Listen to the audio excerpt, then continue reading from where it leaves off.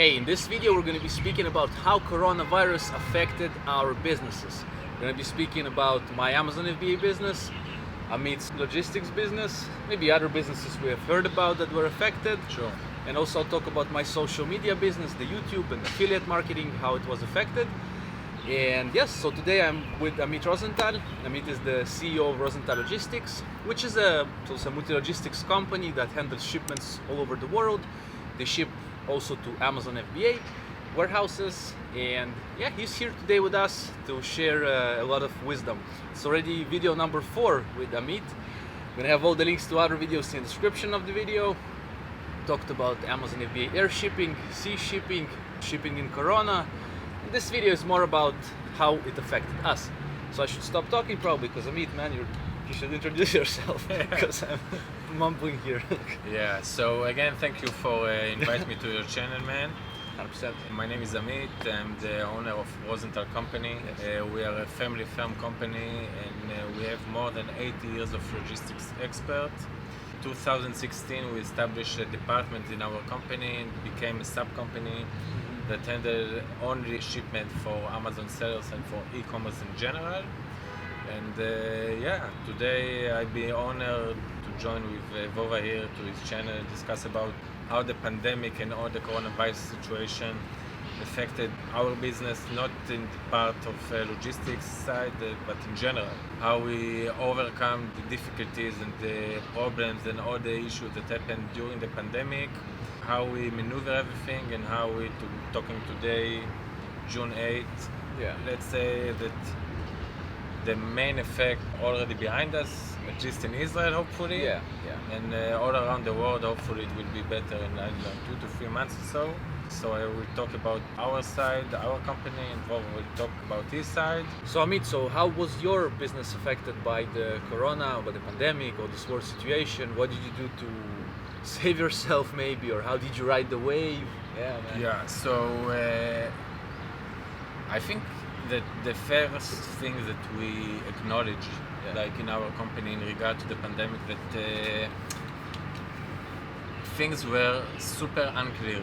We didn't know the pandemic will take 2 weeks or 1 month or 2 months, and we didn't know the regulation will be imposed by the Israeli government. We didn't know if they will stop totally the shipping, or the factory will be closed, or the transportation. Like, we didn't know nothing about what is going to happen, and I think this was the main obstacle in regard to how to prepare ourselves and handle it in regard to how to save our cost, because eventually the main problem is that we as a company had something like, I don't know to take numbers, but let's say in general 1 million shekel, per month, just to open the office, for rent, for salaries, for everything, and relate to the office itself. So we didn't know if there's going to be a drop down of 30% or 20% or 60%. So it wasn't like I could, fire 5 people and say, okay, everything will be okay, because we really didn't know what's going to happen. So we tried to take actions like measure by measure, and to act accordingly to the ministry, according to the regulation by the Israeli ministry here. On top of that, I'm talking now only about our Amazon business. So Amazon itself as a company added a lot more regulation in regard to shipping only essential products, and closed the FBA totally, like not the FBA, but I'm talking about Amazon Prime. So there was millions of things to consider here. What we do essentially is we cut the salary to all our company by 30%, and we as the owner, me and my brother, cut our salary totally for 3 months. Then we start to take actions in regard to the specific action takes by the minister, by the regulations itself. This is what we try to do. Eventually, if I'm trying to summarize now the situation today, we already set back the salary to all our employees.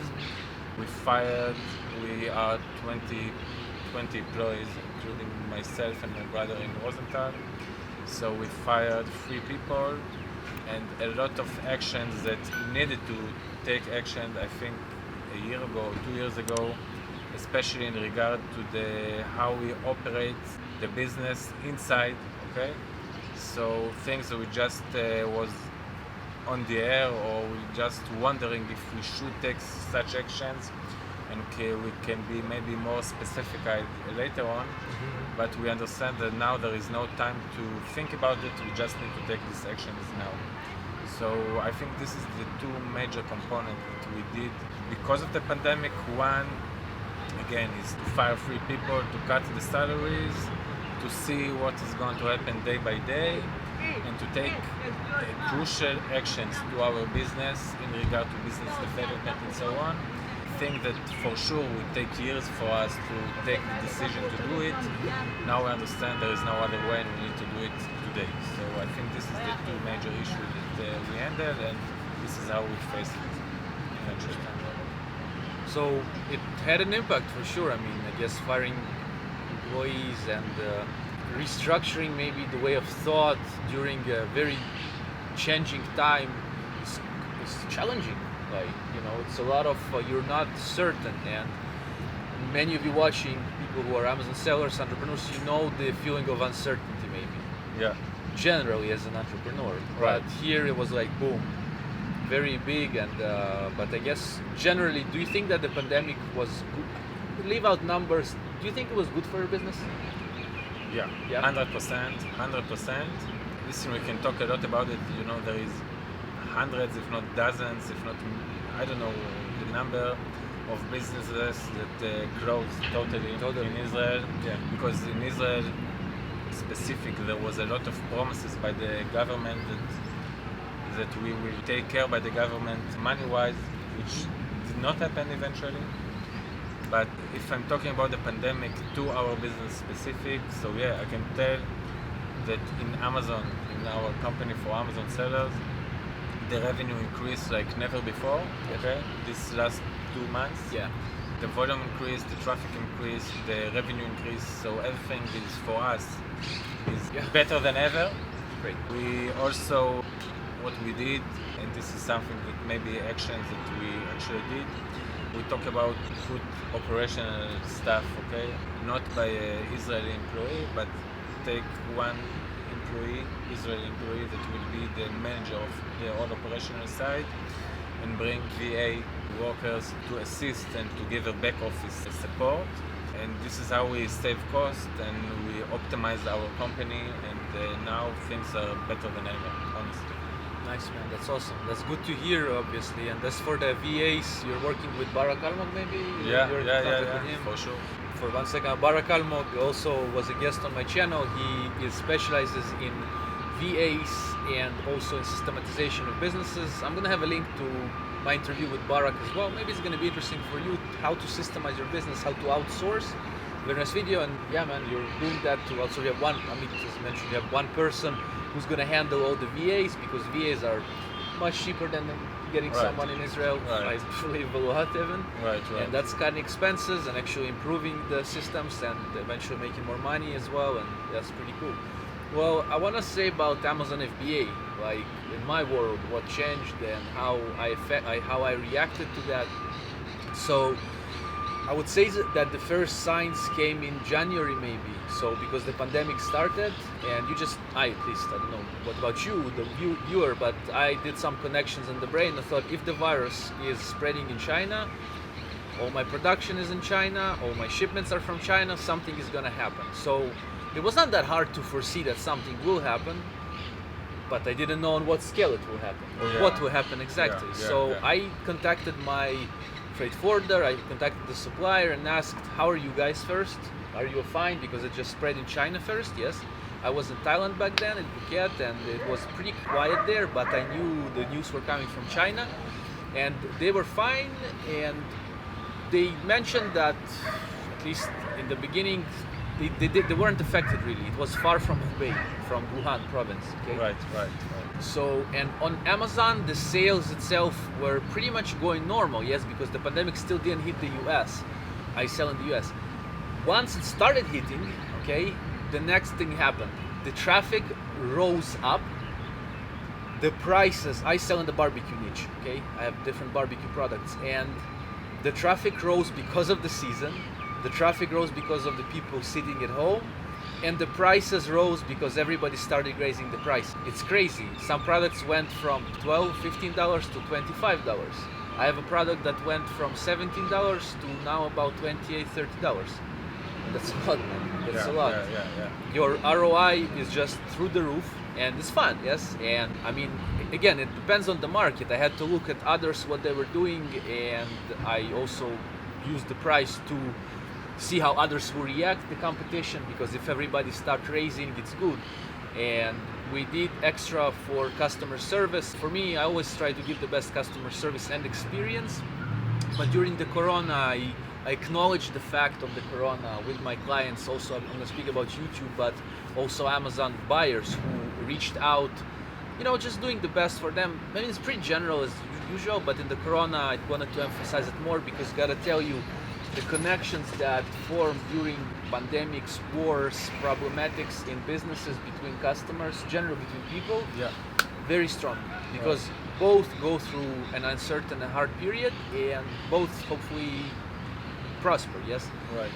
And yeah, for me, again, the revenues went up, the margins went up, and there was some sense of like, I wasn't sure what's gonna happen, but actually I firmly believe that it will go up, because people are at home, and I thought, you know, they're gonna buy. I was afraid a little bit that maybe Amazon will shut down, because if one warehouse gets affected, one employee gets affected, say they close the warehouse, it could have impacted. We also got impacted on the shipping times. So, for example, a product used to be shipped tomorrow. Yes, you can get it tomorrow, today, and suddenly for different products, it was 30 days later, for example. Yes.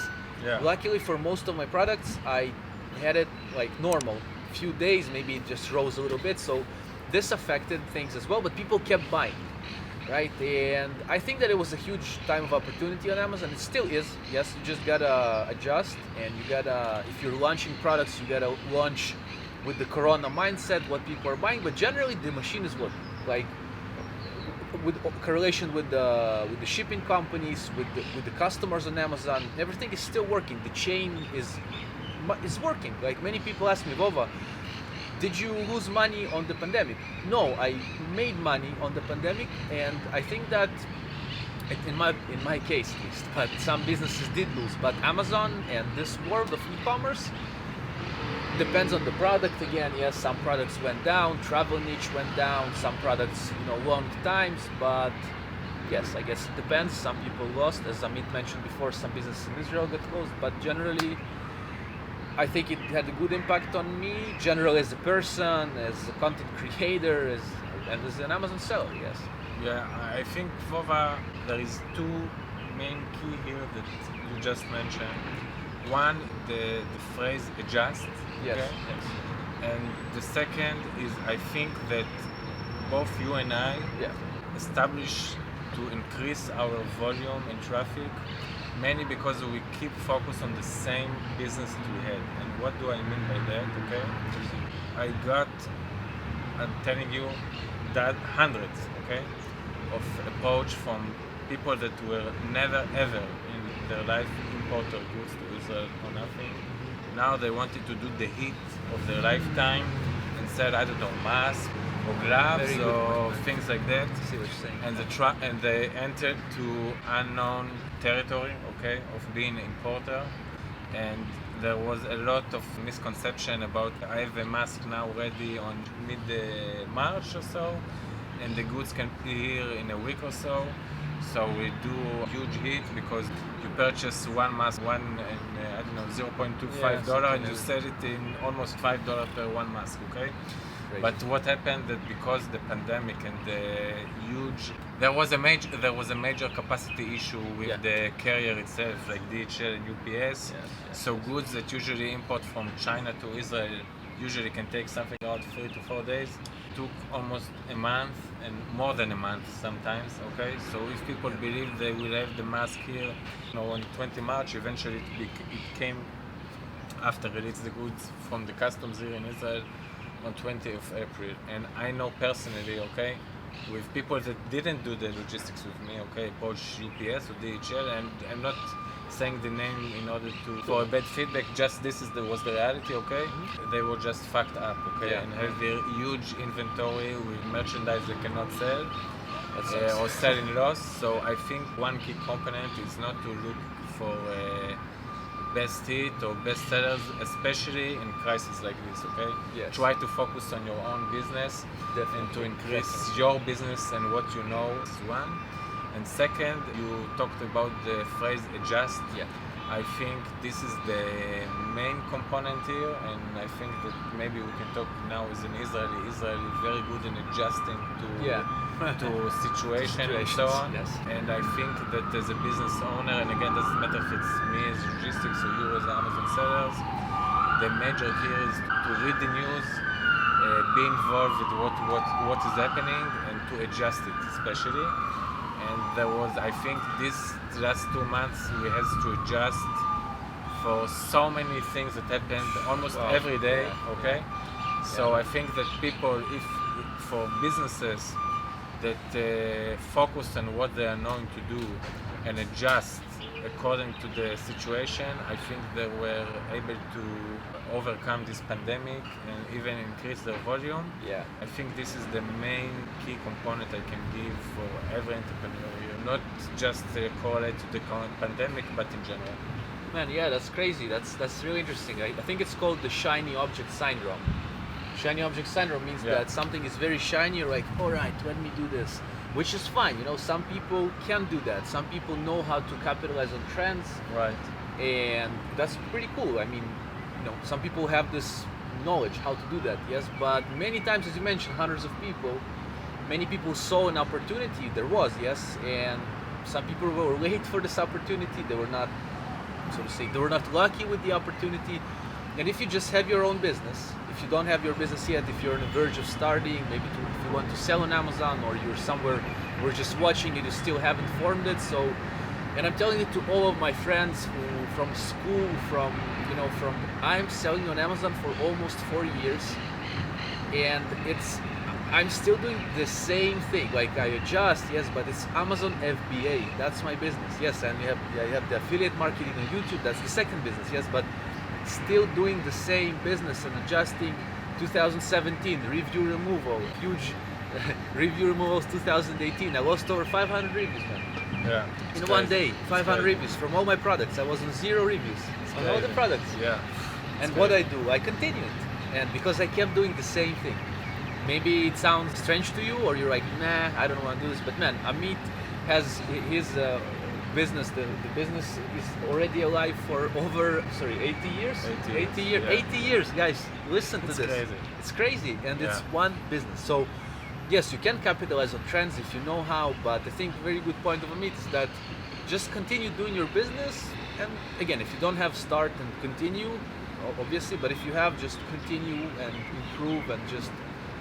Yeah, maybe a good example as a seller, as an Amazon seller, okay? So there was a huge variety, of course, of products that increased dramatically. Yeah. Ooh. And a huge variety of products that decreased almost for 0, like, I don't know, outdoor products and so on.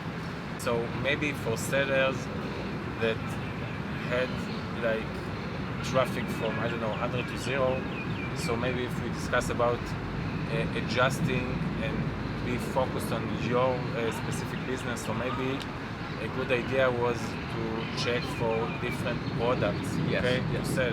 But again, it's still under the catalog of Amazon FBA seller. Not try now to do eBay or Shopify or I don't know what. That this is different, total different business model and so on, and operational, the total different operational model as well. So again, doesn't matter if you're trying to establish a new products and so on, but at least it should be on the platform which is Amazon. And I think this is the key factor that for us we managed to establish our company and grow together as a family firm for more than 80 years.